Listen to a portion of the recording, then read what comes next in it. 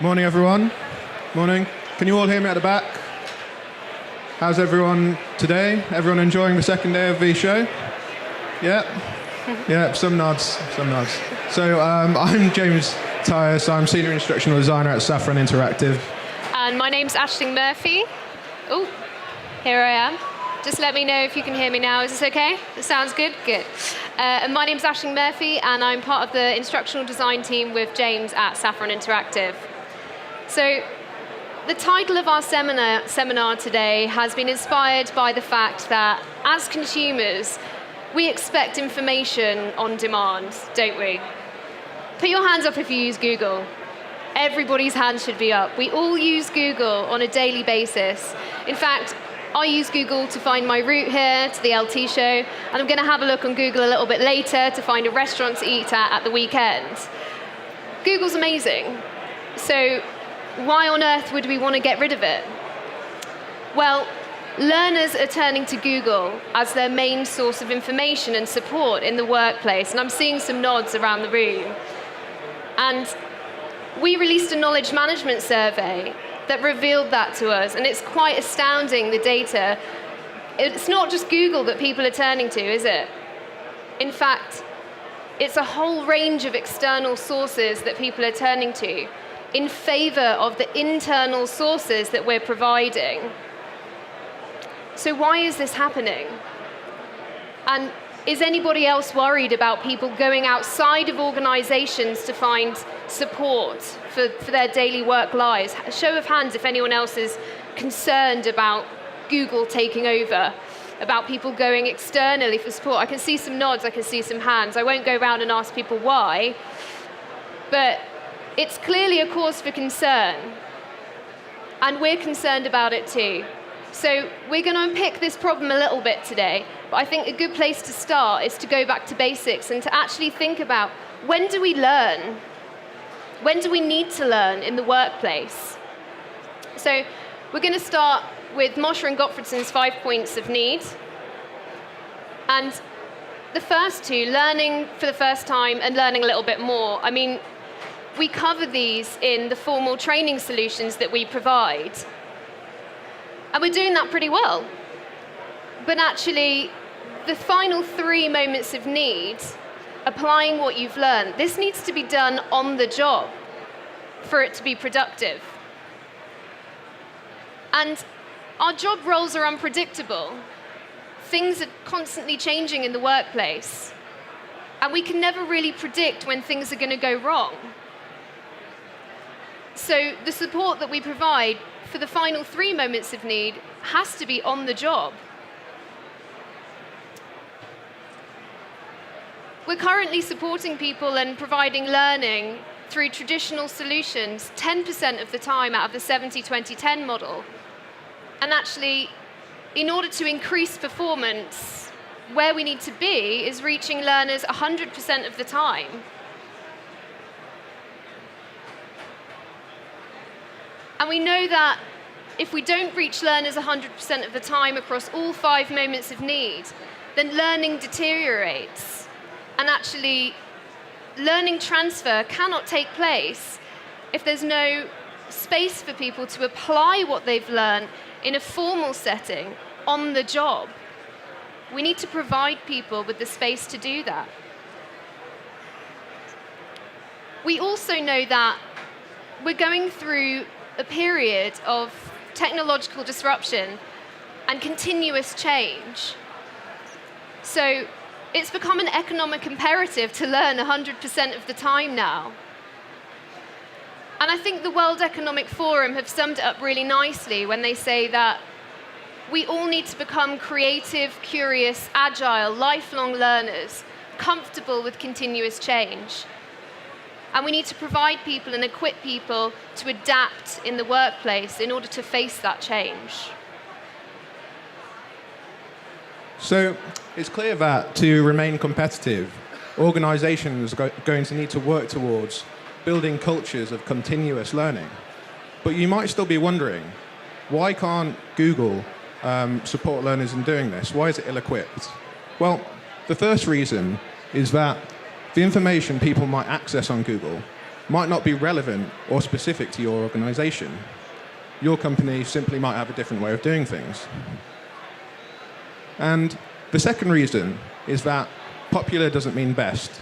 So just because a resource appears as a top search result doesn't necessarily guarantee that the information contained is going to be useful or valuable to your work. And I'm sure, like me, very few of you ever venture into the second page of Google search results, because 91% of people don't. And that's where the nugget of information that you really needed to complete a task might be. So that's another problem. And I'll give you a few moments to read this, but increasingly we're seeing that the information we access on Google might even be fake or deliberately untruthful. So it is worth asking yourself the question, how often throughout the day do you passively accept information as fact without truly interrogating or questioning it? Because it seems like increasingly a lot of people are doing this. And the fourth reason is that when someone turns to Google to try and find out how to do something at work, when they can't immediately get the information they want, there's a potential that they get distracted and head down a Google rabbit hole. And this has quite severe impacts on workplace productivity. So would anyone like to take a guess at how long it takes us to refocus on a task after being initially distracted? 5 minutes, 10 minutes? So 5 minutes or 10 minutes. Well, you might be surprised to hear that recent studies have shown that to fully refocus on a task after being distracted, it actually takes us 23 minutes on average to refocus. So think about how many times during the day you become distracted at work, and then times that by the amount of people at your company or organization, and this issue of workplace distraction starts to appear pretty profound. So hopefully we're starting to build up a picture of why people turn into Google rather than their own internal systems is a bit of an issue and not a great set of circumstances to be in. But what can, as L&D, what can we really do about it to solve this kind of problem? Well, we think the answer is through point-of-need support tools. But now's probably a good time to explain what we mean by point-of-need support. So the truth is, we've been using point-of-need support, both in our real lives and in our work lives, for a pretty long time. So the first example is the calculator, which took computing capability and massively increased human efficiency. The second example is GPS. Memorizing routes and reading maps quickly became a thing of the past when this was introduced. And the great thing about point-of-need support is that these kind of interventions don't need to be high-tech or expensive to be incredibly effective. So one of my favorite examples of point-of-need support being used to pretty incredible effect comes from Atul Gawande's book, The Checklist Manifesto. So anyone in the audience read this book? Hands up. One person. Okay. Oh, two people, sorry. So in this book, Gawande tells the story of how he was tasked by the World Health Organization to reduce the number of fatalities during surgery. And in his research, he found that a lot of reasons for fatalities during surgery came from basic human errors, resulting from lapses in human memory. So his solution wasn't high-tech, it didn't involve massive infrastructure change, and it certainly wasn't expensive. All that he asked was that during surgeries, that surgeons and nurses went through a checklist as they would. So, as you can imagine, these surgeons met this with quite a high degree of skepticism and resistance when it was first introduced, because obviously they've been training most of their adult lives to get into the position they are. So you can see how they might feel a bit undermined by having to do something as simple as using a checklist. But by the end of the trial, the results spoke for themselves. Across the hospitals tested, there was a 47% decrease in the amount of fatalities resulting from surgery. So what does this mean for L&D? So like this amazing intervention, we need to find ways of supporting people to guard against these lapses in the human memory, because our memory is very unreliable and we make errors on a day-to-day basis. I'm sure that there's no organization where adapting people to a new process or a new workflow is an incredibly overwhelming and stressful experience. But a lot of managers' time is currently being wasted pointing people in the direction of a training manual or perhaps correcting some mistakes that simply needn't have happened. And actually, this time doesn't need to be wasted. There is a different way of doing things. And we have a solution to show you today that we think is able to solve these problems.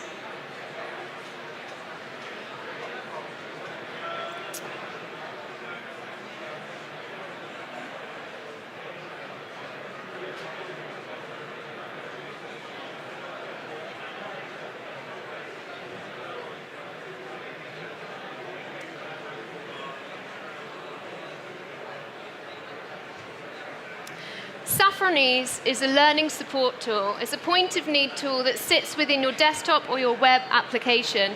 And actually, it's context sensitive, so it recognizes what you're doing. So here we have someone using Word, and actually they're able to have the process broken down for them here. This is on their desktop, and actually gives them support on the job when they need it. So this person's reviewing some work on Word, and the steps that they need to follow are really easily broken down for them.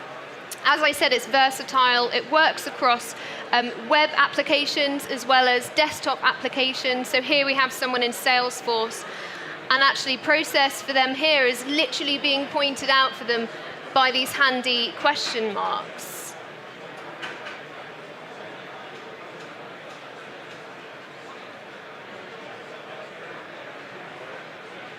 No matter how big or small the task might be, Saffron actually allows learning on the job, which is something, as we've said, is crucially important. It also includes an acceptance feature. So here we have someone where they have to acknowledge that they've read the internet guidelines before they can proceed onto their next task. And something that I think is crucially important and often missing is communication between the end user and the designer. So here we have someone who's using Saffron who doesn't quite understand a certain step, and they're actually able to contact the designer directly to say, I don't really understand this bit, can you break this down for me? And in the design view, which is about to come up here, it's really simple to use as a designer, and you're able to go in, you're able to edit the steps and break it down for the user. You're also able to push content out to multiple users and to multiple language speakers.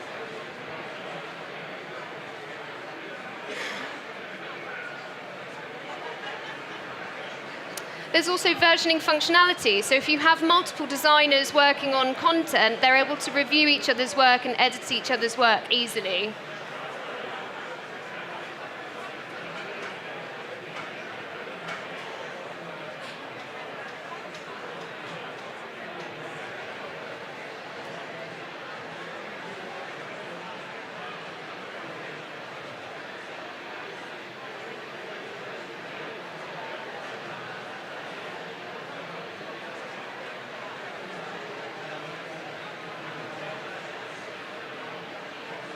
So we've only been able to give you a snapshot of Saffron, and we're on stand E9, just behind us here. And to get a true sense of how this can truly increase performance, it would be good if you could pop over and you can have a go at our demo of ease. And it's better if you come and play with it so you can really see what it can do for you. But just as GPS made learning routes a thing of the past, Saffron makes learning how to use a new system a thing of the past too. And the increased performance that's going to result from using Saffron is truly going to be incredible.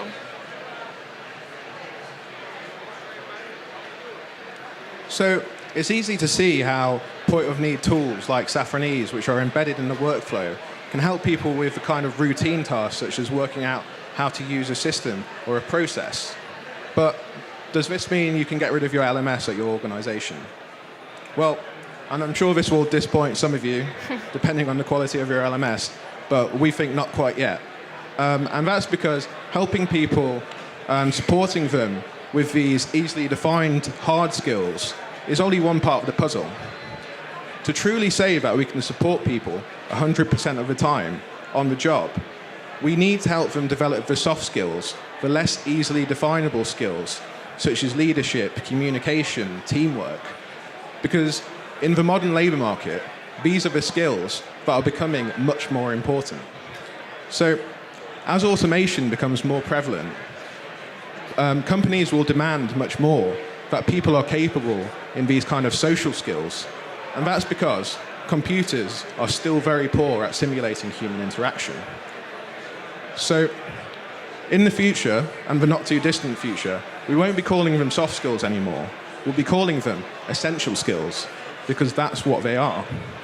And because these kind of skills are those that people develop over entire careers, if not lifetimes, then the point of need for this kind of learning is literally all of the time, the entirety of someone's professional career.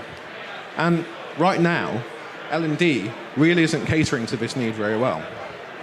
So what can we do about this? Well, we wanted to start by letting you into some of the secrets behind Roger Federer's success on the tennis court. So how do you learn to get so good? Well, he watched how-to videos on YouTube, he read explainer guides, he took a very long e-learning course as well. But what about when he came back from injury to maintain that level of success? Well, at that point, he realized that he needed something a bit more innovative. So he got someone to develop an algorithmic feed that actually recommended him the most useful and informative resources. So I'm sure most of you have realized that I'm talking complete nonsense there. That's not how Roger Federer learned how to play tennis and become so good. And it's really not how any of us learn to become good at any skill. So I asked this question yesterday, actually, and not many people put their hands up. So not a very musical bunch yesterday. But does anyone here play a musical instrument? So you do. So what's your name, sir? Yeah. Bass guitar. Bass guitar. So would you say you're pretty good? Okay. So how did you improve in playing the bass guitar? Practice. Practice. Of course, practice. So when we learn to be good at kind of any skill, we have to practice. And I made my point in kind of a silly way, but a lot of the current thinking in L&D would have you believe that giving people resources is enough for learning to take place, when we know by common sense that this really isn't true. So this kind of thinking assumes that the 70% of the 70-20-10 model, the on-the-job learning, means just leaving learners and people to their own devices to work things out on a day-to-day basis. And by doing this, we're not offering a way for people to consistently improve and to really kind of achieve this transformational performance improvement. We need to help people develop these kind of soft skills in a way that's far more effective than what we're currently doing. And we really need to facilitate this learning. And the way to do this is through deliberate practice. So has anyone come across this concept before? Heard of Kay Anders Ericsson? Someone over there. So yeah, she's read the Checklist Manifesto as well, so this person's very, very smart. So in this book, Kay Anders Ericsson has proved that to achieve mastery in any type of skill, you need to practice, and in quite a deliberate way. Anyone heard of the 10,000 hour rule? Yeah, so that's more popular, but that's kind of been disproved, because what Ericsson has shown is that it's not how much time we spend learning that matters, but how we spend that time. And when we practice, we can't just practice aimlessly. You can't just do the same things over and over again. What we need to do in order to practice effectively is break skills down into their component parts, consistently hone in on weaknesses through objective feedback, and constantly push yourself out of your own comfort zone so that you actually do improve. So Roger Federer is able to do this through a team of coaches who analyze his game in minute detail, who are able to give him objective feedback on where he can improve in order to have an edge over his competitors. But in L&D, what we need to be doing is provide people with these continuous coaching support tools that can help people achieve mastery in a huge range of different skills.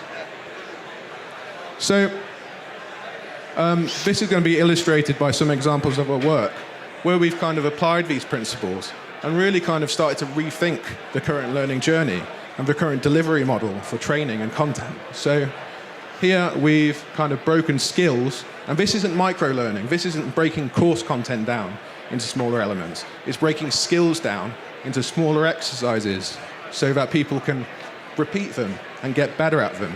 And these kind of exercises focus on doing rather than knowing, because that's what matters on a job. It matters what you can do rather than what you know.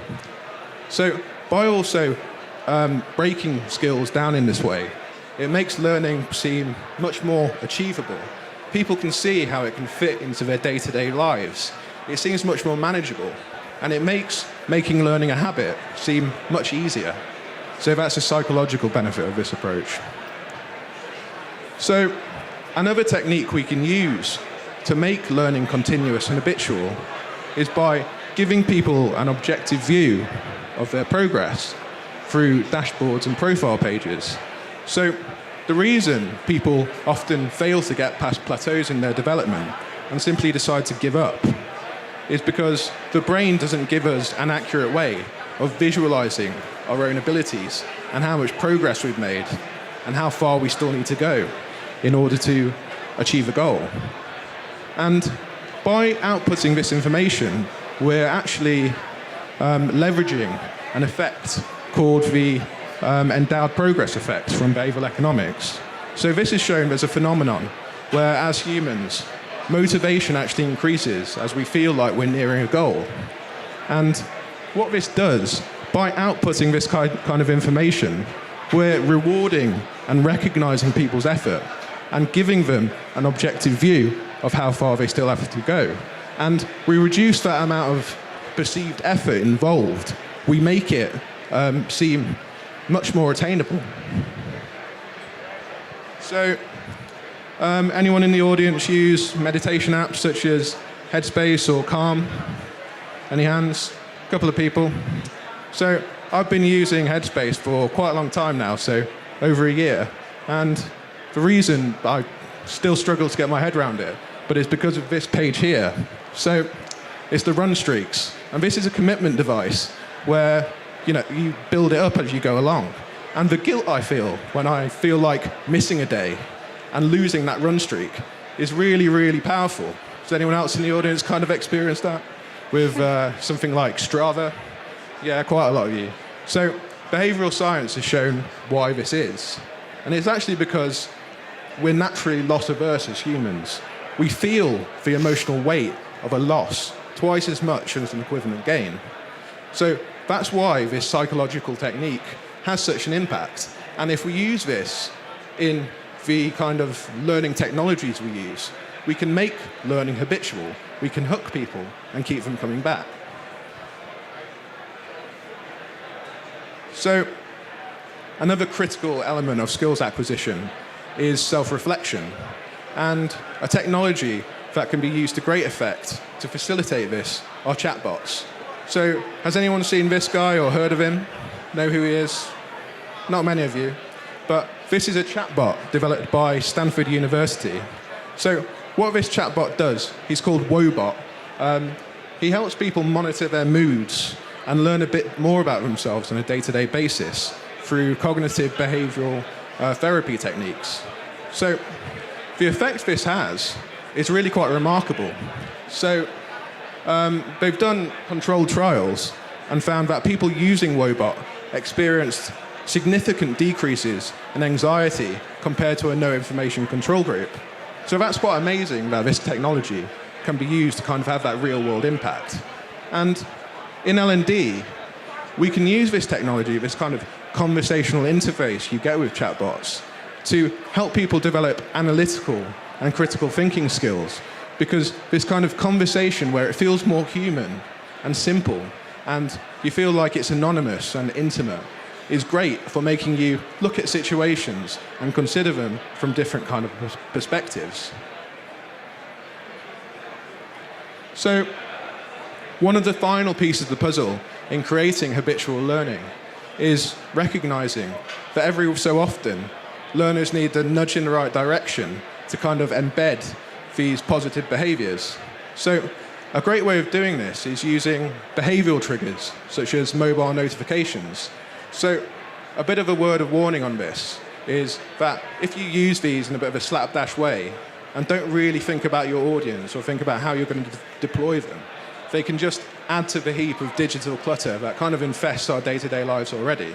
So to be effective and actually encourage this habitual learning, we need to really think about the audience and think about how we can make these actionable, timely, and intriguing. And to do that, you really need to think about how they fit into your organization, or they could have a demotivating effect. Okay, so we've given you an awful lot of information today. And again, like I said, if you want to talk about this any further, please come to stand E9. But in summary, in order to transform performance, we need to embed point-of-need learning into the workflow, and we need to combine that with encouraging habitual learning. And that's the only way that we're going to be able to achieve true transformation in the workplace. And as the pace of change increases, this kind of approach is going to be critical. So we're going to leave you with 3 key takeaways. And we hope we've been able to give you some ideas about how you could at least outdo Google, maybe not quite get rid of it. So continuous learning has become an economic imperative, and embedding point-of-need learning in the workflow is the future. L&D need to offer flexible solutions for technologically agile learners with high expectations. And the current training that we're providing, quite frankly, is money wasted if we don't follow that up with point-of-need learning supports.